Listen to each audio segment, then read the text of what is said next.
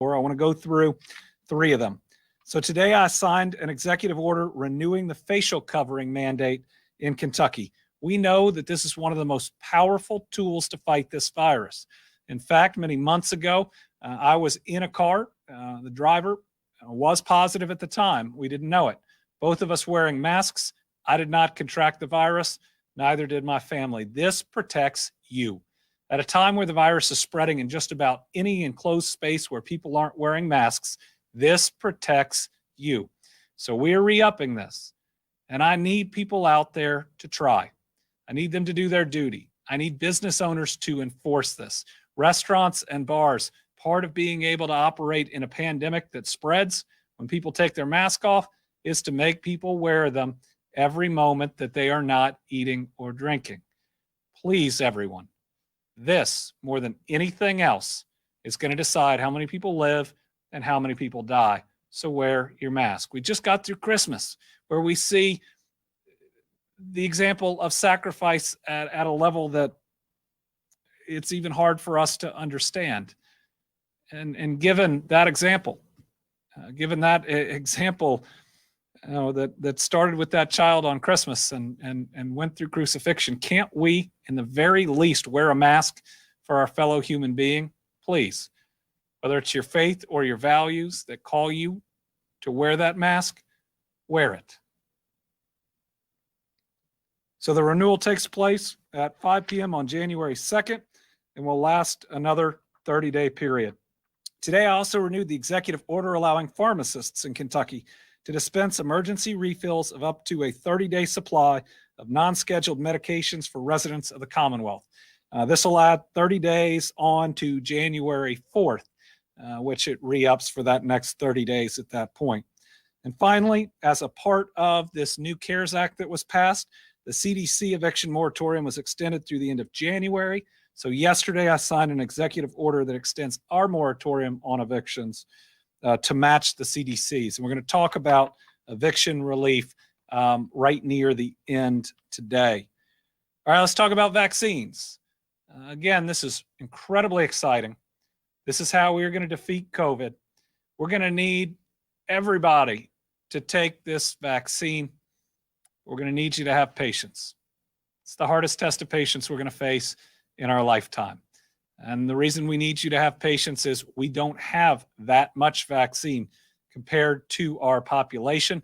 And it's going to take time to get enough to open it up to everyone. Remember back in testing when we had to ask people to wait? That's where we are now. But remember, we got to a point, and faster than we thought, where we could open up testing to the general public, anybody who wanted to get one. We will get there in the vaccine, but you got to give us time to build it. Just like there wasn't a test in existence, and we had to create the network of testing, going from one state lab to hundreds of locations all around the Commonwealth, one convenient to you. We will get there on the vaccine. But remember, we're signing up providers that have never given this vaccine before. It's not some electronic transaction. It's an individual that has to vaccinate and enter it into a computer system afterwards. And so it's going to take time to build up that provider network and to get the data back in real time about who's getting vaccinated and those exact numbers. So again, we got to build this airplane while we're flying it, and it's got to be the most complex airplane in terms of vaccine logistics that we have ever seen in the Commonwealth or across the country. So here is the schedule that we have shown you on the December allocations from the federal government. Today, we got our next set of allocations for the first week of January. So Jim, if you could show that. So Pfizer allocation will be $27,300. Remember, we send a significant portion of that to the long-term care program run by Walgreens and CVS. The Moderna allocation goes out primarily to those healthcare workers, EMS, EMTs. So we're going to receive another 53,700 doses. These are the original doses in that next week. Again, this is not enough to get through that first grouping, but we want to show you in full transparency how much is coming and when. And I think we have an update on CVS and Walgreens program. As of today, Walgreens really got after it, and we appreciate them for that.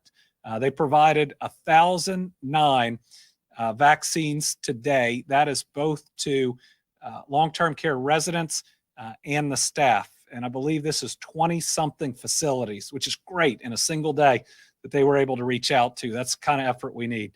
CVS did less than half, 501. But we believe that their program is going to increase in volume. We need it to do so. We've contacted both, and we have asked them to work through New Year's Eve and New Year's Day.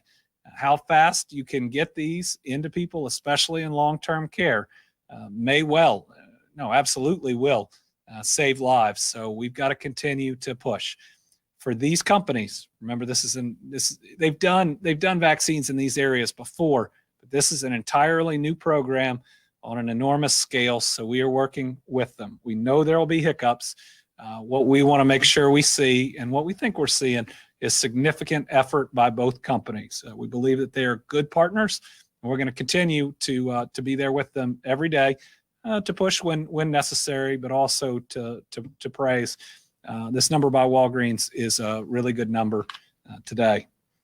All right, our COVID report for the day.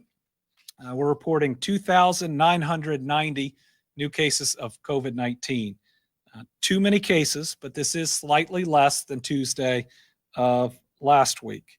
Again, it suggests that either we have plateaued or we have decreasing cases. We certainly know we have stopped the exponential growth, that the steps taken and the sacrifices made by Kentuckians has worked for the third time.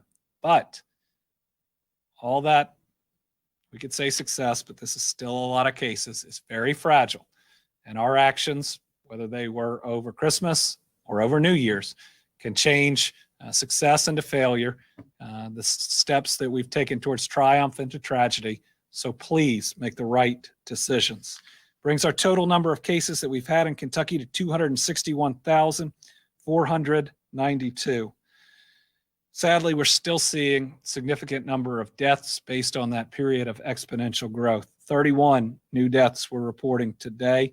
I'll read those in a minute. We have 1,635 Kentuckians in the hospital with COVID-19. I believe that's up from yesterday. 380 currently in the ICU. Believe that's down from yesterday. 211 Kentuckians fighting for their lives on a ventilator. Our positivity rate is up today, but it's really in that same range that it's been for over a week, maybe even two, of 8.41%. We'll see where that goes through the rest of the week. Again, this week with New Year's Eve and New Year's Day, we're not going to have reports on either of those days, so we'll have 3 reports on that Saturday. But we're going to have to take these 2 weeks, the one with Christmas and the one with New Year's, and really look at the week following to have an idea exactly what's happening trend-wise during that period. New cases by county: Jefferson 414, Warren County 207 today. That's a huge number. Kenton County 118. Northern Kentucky's getting hit hard continually. Boone County here is 87, Campbell 71.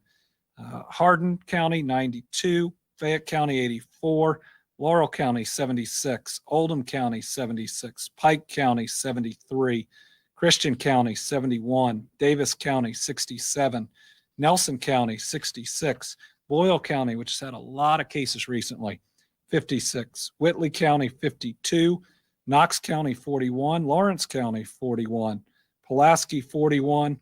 The others can be found at kycovid19.ky.gov. It looks like there are only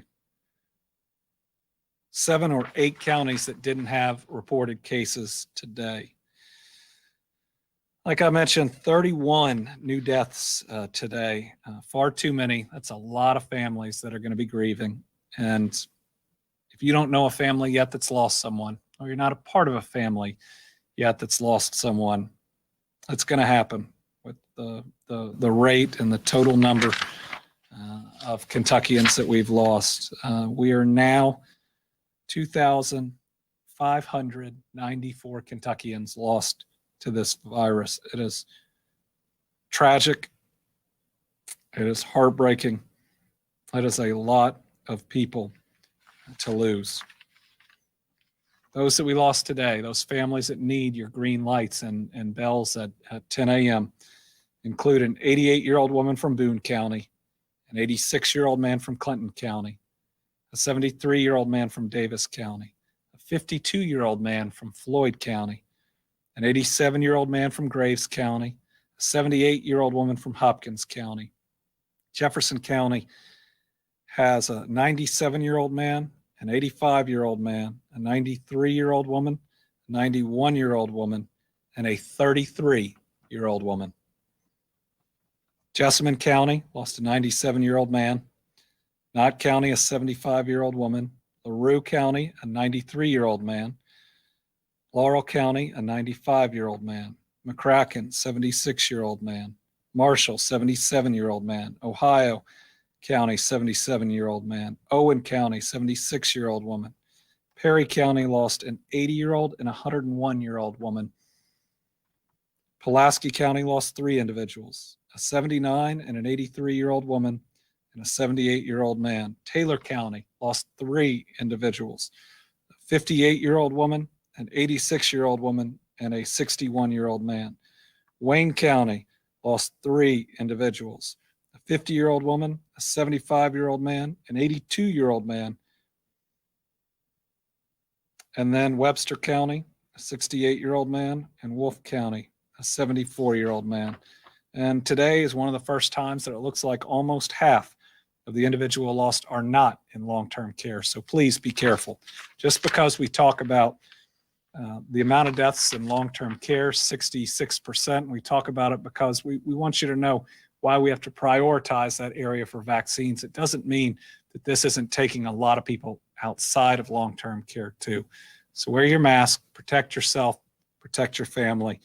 This thing is very contagious.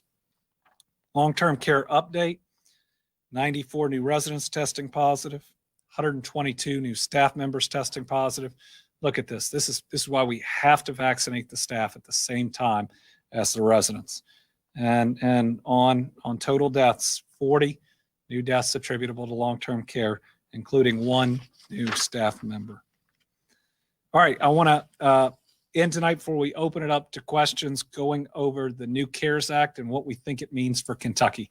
This isn't everything in the act, and these are estimates, but I want people to have an idea of what's going to be coming into our economy and what some of the opportunities are. This act didn't do everything that I hoped that it would, but it is of significant help to fighting this virus, to getting back on our feet, and helping our families that are struggling. They're going to need more help, more relief. And you're going to see that in my budget, which we unveil next week. But this is a start and an important start. So let's start with assistance to individuals. The direct payments to households. These are the checks to those that qualify. I believe it's individuals who make $75,000 or less, or couples who make $150,000 or less. Those are direct payments of $600 per person. I believe Kids Count, that's anticipated to put $2.265 billion into our economy. That's money that can cycle through our economy. That's money that can be used to help our retailers, our restaurants, our small businesses. If Congress decides to go with the $2,000 that the president's pushing, it'll add a little more than $5 billion more into Kentucky. So if that effort is blocked, that's going to deprive our Kentucky families of $5 billion that could help them through this pandemic and could certainly help our economy, could help every small business in every location across Kentucky. And we look at aid that we can provide. Nothing will help our people and our businesses, our small businesses in our localities, more than $5 billion extra dollars that go directly to our families, all based on income. They're not concerned about what party you're in or your philosophy or any of the rest. It's about helping out everybody who falls in that category. The new unemployment insurance, the extra $300 a week for 11 additional weeks, will put in an extra $400, almost $90 million into our economy. And this last one, I'm excited about too. These are dollars we're going to have through a state program with federal funds to help people out on preventing evictions, on making sure you're not in debt because of past rent or future rent, and also your utility expenses. This is a program we're going to really push out broadly across Kentucky because it can help a lot of people, almost $300 million. That should mean $300 million less debt to Kentuckians that are struggling. That ought to mean $300 million worth of keeping people in their home with the light and the water on so that we can defeat this pandemic and emerge ready to sprint out and not stumble because of what we still owe. Fighting the virus, also some significant dollars there as well. $289.654 million for testing, tracing, and mitigation. We think this can get us through, probably 5 to 6 months of next year because the vaccine distribution dollars also critical, which you see there. This was the major piece that I was really worried about when they started talking about not having state and local funding. Now, our localities, our counties, our cities, they're going to need additional help, and the state could take additional help too. But having these dollars in means we can keep fighting the virus. Education is a big winner in this funding, and good, because the investments here can not only help them through the pandemic, help us to get back to in-person classes safely, but also make some significant investments for the future. Because this concept of being able to work or learn virtually isn't going away. And almost every job in the future is going to require a lot of the skills that our kids are having to learn right now, along with the study skills and the time management skills. So $928 million going to elementary and secondary school in Kentucky. Higher ed, $261 million.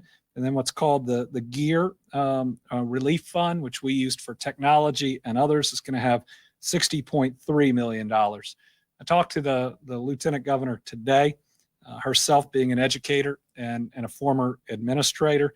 And we certainly hope that while there's going to be a lot of uses here, that we'll see significant dollars put towards remediation, catching so many kids up that have fallen behind in the pandemic. This is a huge amount of funding that could be used over the summer, over spring breaks, to make sure that those that have fallen behind can catch up and still be with their class on the same trajectory. And we also hope that schools are going to be able to use this for some of the mental health counseling to deal with the isolation, the emotional and mental difficulty, sometimes even trauma that's come along with COVID-19. We've sat here and we've admitted that those issues are real. It's been necessary to do what we've done in the pandemic, but that doesn't mean it hadn't hurt. This gives us a chance to address that hurt and a number of other issues out there. Gives a real opportunity for our educators, who I know are going to do amazing things with this opportunity. Also, a lot of funding for families and seniors, $193 million in child care development block grants. We're going to make sure this keeps open child care that took a hit, and we knew they were going to take a hit, but we had to do this safely. More help is on the way. Thank you for what you do. We have always been grateful. That doesn't mean we didn't have to make hard decisions, but this administration is with you and wants to make sure that our operations are healthy and are there for kids moving forward. Meals for seniors, foster care program, education training, substance abuse prevention, mental health block grants, all going to be very helpful to be used to help our people. Also, some transportation funding.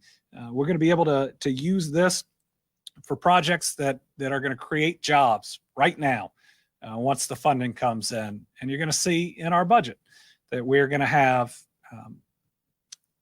key investments, bold investments to create jobs. This is going to add on to that, make sure that we have as many people at work as possible. And this is not just good work with good wages. it goes into an infrastructure system that we otherwise have to provide upkeep for. This lets us go ahead and create jobs in ways that save us money in the long run and make sure that you got smooth roads to drive over and safe bridges to cross. So that's, again, an update on what that second CARES Act has in it, or the most recent CARES Act. Now, we don't have specific timing on when that's coming in. We're waiting for guidance. But again, as long as you understand the limitations of the information, we want to provide it as quickly as we can. With that, we are really moving today. We will open it up to questions. Today, it's just questions from journalists who are on the line. We'll start with Catherine Collins from WLEX. Hi, Governor. I know you talked about guidance for individuals for New Year's Eve. Can you share some guidance for businesses who may be hosting events for the holiday? Well, if businesses are hosting events over the holiday, they have to enforce the capacity requirements that exist. Going over those will be very dangerous. They have to enforce the mask mandates, and they need to be advising people of the risks that exist in any gathering when they arrive. The safest place to be this holiday is in your home. We all want to support many of our businesses that New Year's Eve is a big night for, and I hope we can find different ways to do that without leaving the safety of your home on New Year's Eve. We also believe that there's going to be some relief to those groups, not just in this federal act, but we're working on other opportunities as well. But if you are not enforcing mask mandates at New Year's Eve parties where people are eating and drinking, then the virus is going to spread. And a lot of the work that we have done to stop this third wave is going to be undone. Let's not surrender to the virus when we are so close to victory. Stu Johnson from WEKU. Good afternoon, and thank you, Governor. I wanted to go back to your explanation of the rent utility assistance. When you take into account the moratorium being extended to the end of January, and then the $300 million you talked about from the federal government, I guess the question is, how confident are you that that will be able to keep people in their homes and they won't face evictions later in the year? Well, if this works right, it will keep people in their homes that truly can't pay their bills because of COVID. Now, with any system or with any major occurrence that's going on right now, you got some people out there that are trying to cheat the system, and I understand from some of the landlord perspective on that. But as long as people are willing to work with us, $300 million is going to go a long way towards making sure people stay in their home. And this one allows not just past rent, but certain months of future rent, which wasn't allowed in the previous CARES Act. So I'm very confident, based on how the $15 million fund that we ran went, that a $300 million fund ought to help a lot of Kentuckians that are struggling to get out from under bills that have piled up, make it through this pandemic, and come out on the other side. In the very least, it's going to significantly reduce the debt they face, and hopefully, if we'll see some more assistance on these and other areas from Congress once we get into the middle part of January and into February. Tom Latek from Kentucky Today. Good afternoon, Governor, and Happy New Year to you, sir. I've got two things. First of all, why are the vaccines not recommended for those under 16 or 18, and are the new ones that are under development, do they not have that limitation? And secondly, kind of a housekeeping thing, is there a way you could send us some of those, the numbers there from that you had on the screen earlier? Sure. Yeah, the numbers from the new CARES Act are going to be in the release. So we'll have all those, and we'll have some of the extra ones that we didn't go over. So the Moderna and the Pfizer vaccine didn't study individuals under 16 or 18, depending on which one. In other words, they're phase 3 trials where human beings got the the vaccine and they were tracked simply didn't include people of those ages, and therefore they are not recommended for them. We don't know yet whether it is safe and effective for those ages. Those studies are being done now, those trials by at least one of those pharmaceutical companies. So it's not anything that came out of the data. It's a lack of data to be able to make a determination whether it should receive emergency authorization for individuals that age. Shelby Smithson from WKYT. Hi, Governor. The U.S. set a goal to have 20 million people vaccinated by the end of the year, but we're only at about 2 million with just a couple of days left. So in Kentucky, how far off or on track are we from some original projections of distribution? And what would you say are the major contributing factors for that? So we did not receive the amount of vaccine originally anticipated, and the United States isn't going to hit that $20 million individuals vaccinated, and it's for a couple of reasons. Number one, we're having to create a provider system that really only begins when they sign up in the system and receive the vaccines. And so each one of these hospitals or long-term care centers or pharmacies, this is the first time they've ever provided this vaccine. And what we are now seeing is it takes a little bit longer to administer than I think the federal government thought when they were coming up with those numbers. You know, take a hospital. You don't want to vaccinate everybody the same day at the same time. You're worried about work schedules. And again, you got to have people taking care of those on the COVID unit. You can't have everybody off of it at the same time. So I don't think that we are seeing a problem in the system. We're just seeing realistically how long it takes when you get in X thousands of vaccines intended for this specific group it takes to get them vaccinated. But moving into the future, there are going to be more challenges as the groups get bigger. There are challenges to make sure that we have a large enough provider network. We're working on that now. But remember, a larger network means that there are more human beings involved. And so there'll be some mistakes here and there, the more human beings are involved. It also means we'll get the data slower on the number of people vaccinated because, again, that has to be entered by individuals. And the more providers you have, the more individuals that are having to do it. Now, we made the decision to try to get especially the Moderna vaccine into as many places in Kentucky as possible as early as we could to try to get as many of those frontline healthcare workers. But what that means is we have a lot of providers now, even though we don't have a ton of vaccine. Logistically, you know, there are challenges, but I think another challenge is more deep-rooted and is gonna really test us as people. This concept of essential workers or essential worker A and essential worker B group, you know, it has, whether it's the federal government or other people, trying to not only value our lives, but value our place in society, whether it's fighting this virus or otherwise. And that's a tough thing to try to tell people, that this person with this job is more essential, more valuable than you are. And I think inherently that can turn people against each other. So, you know, again, I hope people have patience, understand it's an imperfect system, that age is certainly the best gauge and way to go for a majority of the next step we take, because you know that lines up directly with mortality. And I think we could all agree that saving lives is the most important priority as we get this out. Now, when we look at, you know, the next priority set we created, getting our schools fully open, making sure that educator, that custodian, that bus driver who cannot limit their exposure.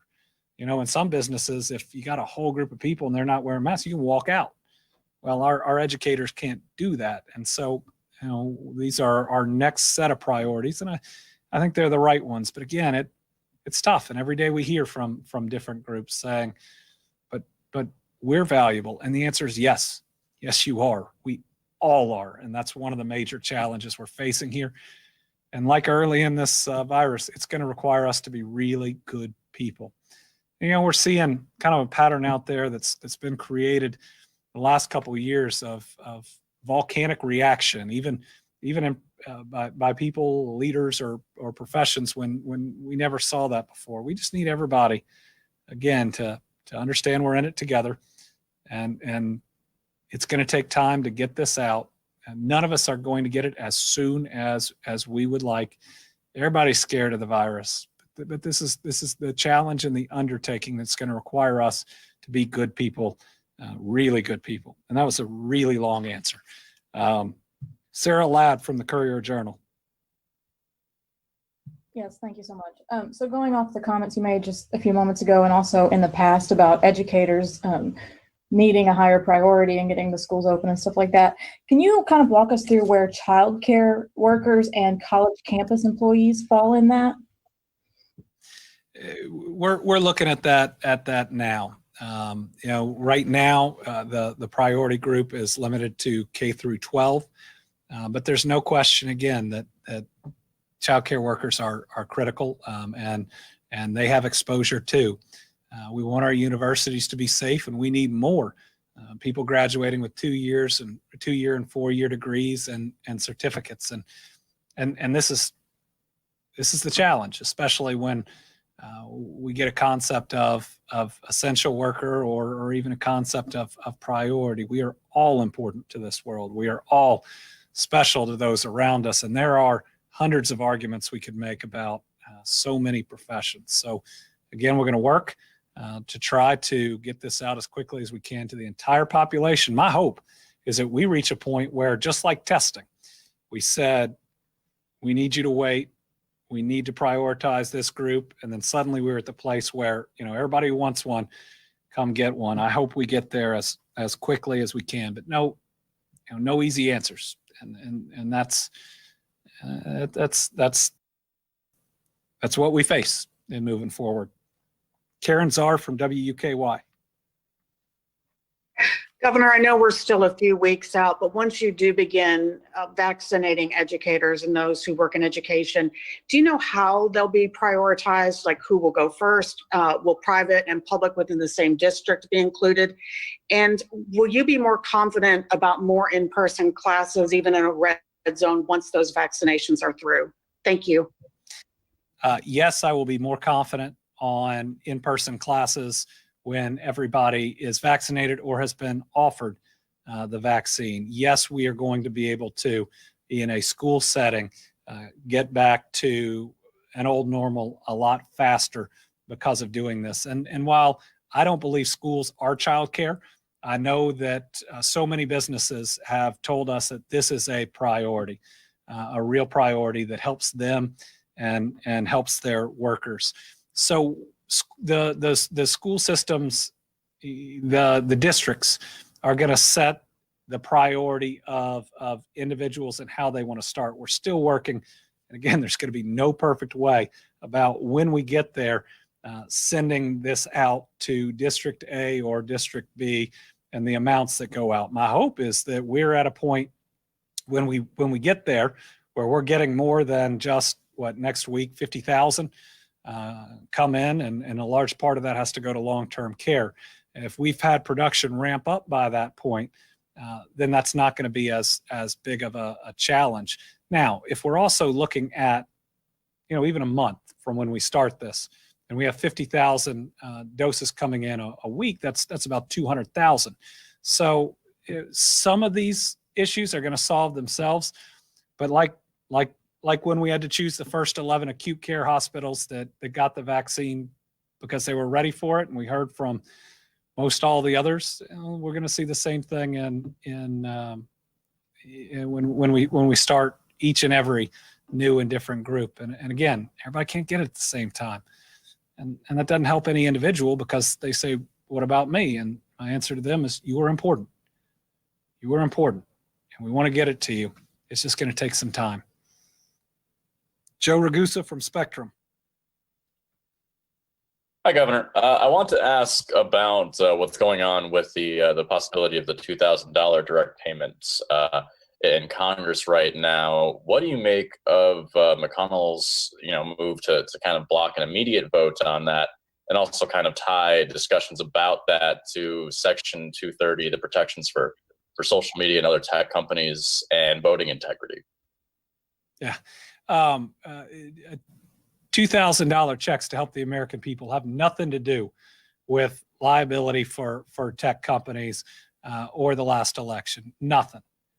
And so to tie them together at best is some strategic political move.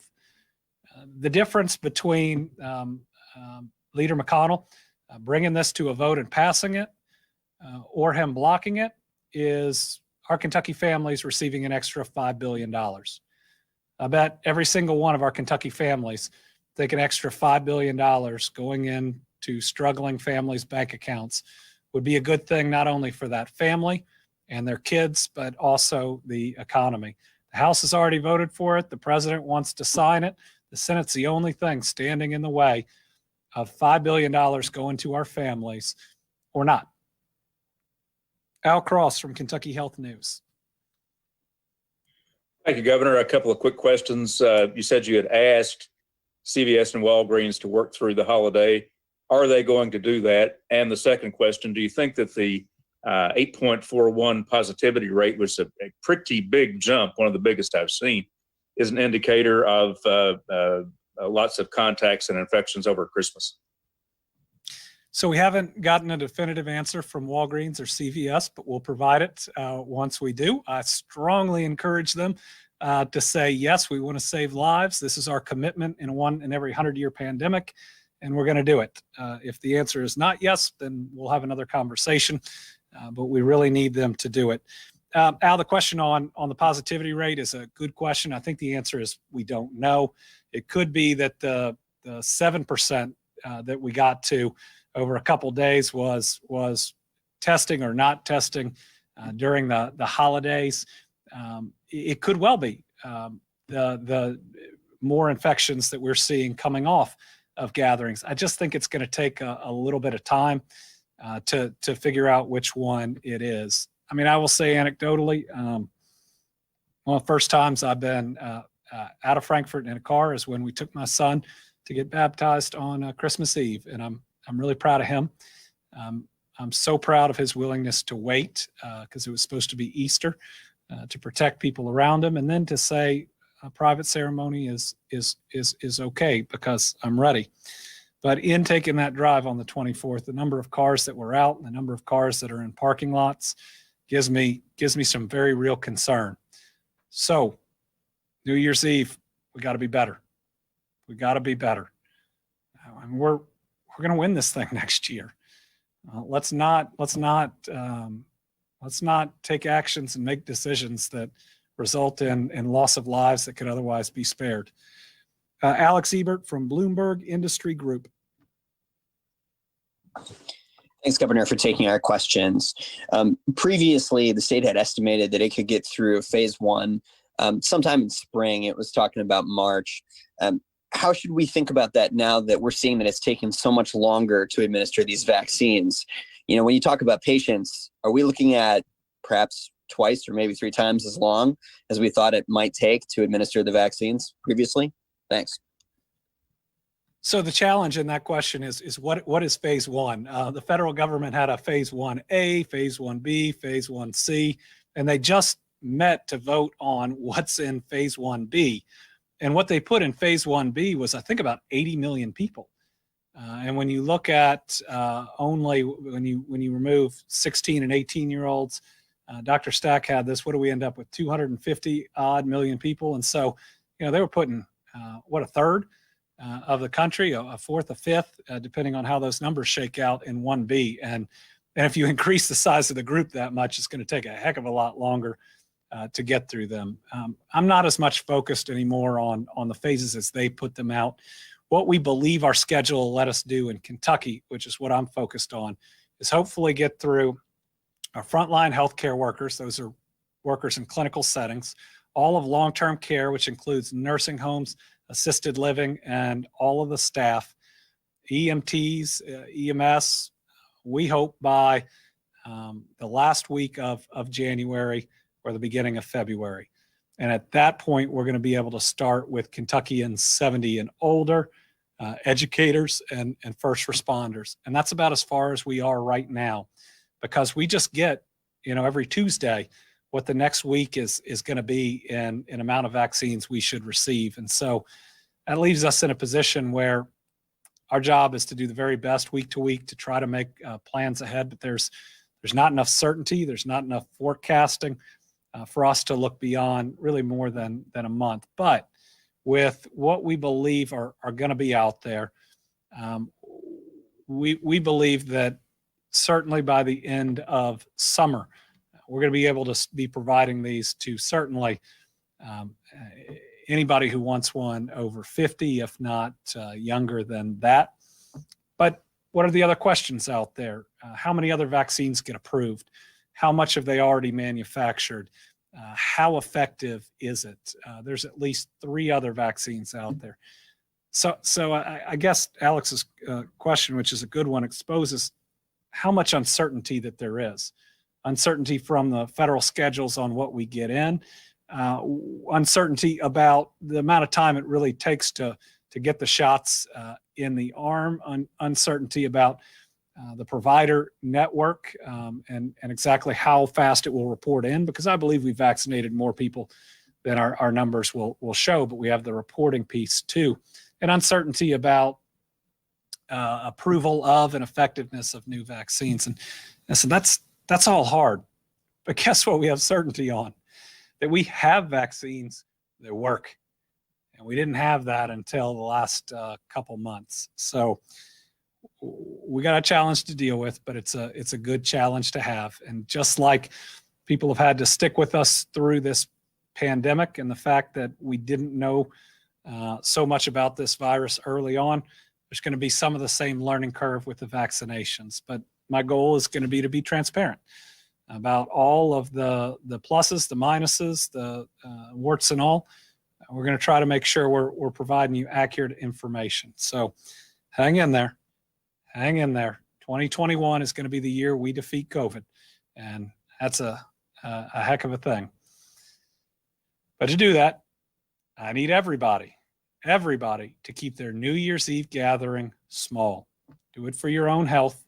Do it for the health of your coworkers. If you go to a big gathering and then you go to work, you're exposing them. Do it for the health of those that work in the grocery store you might go to the next day. Do it for the health of your family, or do it because it's the right thing to do in the midst of a worldwide health pandemic of a deadly virus. So we need your help. It is one New Year's. I always think that expectations for New Year's always exceed the day anyways. But we need your help, Kentucky, and this is the time we need you to truly do what's right. We're going to be providing updates by release, possibly video, tomorrow. And then Saturday, we'll have New Year's Eve, New Year's Day, and Saturday in it, as well as Sunday. And then we'll be back live on Monday. Appreciate everybody doing the right thing. Appreciate those in the media trying to get the word out on steps being taken and trying to explain complicated issues to people. I appreciate all of our healthcare workers that are out there fighting. Appreciate everybody showing patience, knowing that everybody's time will come. So we'll get through this. We'll get through it together. If I don't have an opportunity to say this before, Happy New Year's. 2020 was tough, but we saw some of the best of us even during the worst of times. Thank you to everybody who sacrificed. Thank you to everybody who fought this virus. Thank you to everybody who sent that note of encouragement, whether it was to me or somebody else. Thank you to everybody who called somebody who has lost someone to this virus or anything else during this virus. Thanks to everybody who lights their home up green to show other people that they are not alone. Tough year. Next one will be better. First couple months I know will be tough in 2021, but this is going to be the year that we defeat this virus, and then we take our place in the new COVID economy, where our goal is to be a leader and to provide your kids and grandkids the opportunities we've always dreamed of.